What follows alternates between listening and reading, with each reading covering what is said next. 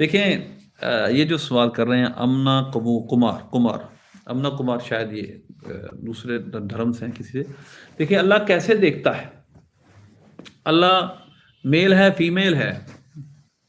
یعنی آپ کے جو فریم آف مائنڈ کے اندر جو چیزیں تھیں آپ نے اللہ کے لیے وہی سوچی. اللہ ایسے دیکھتا جیسے میں دیکھتا ہوں. ٹھیک، آپ یہ سوچ رہے ہیں نا میں میل ہوں یا فیمیل ہوں، یا میں لیزبین ہوں معاذ اللہ، یا پھر میں گئے ہوں معاذ اللہ ثم معاذ اللہ. یہ سب چیزیں اللہ کے بارے میں بھی ہیں. مطلب میری خواہشیں، میرے اندر خواہشیں رکھی گئی ہیں، میرے اندر یہ شہوتیں پیدا کی گئی ہیں، تو میں کسی اور کے بارے میں یہ سمجھتا ہوں کہ اس پتھر میں بھی یہی ہے، دیوار میں بھی یہی ہے، پانی میں بھی یہی ہے، ساری خواہشیں ان کے بارے میں یہی ہیں.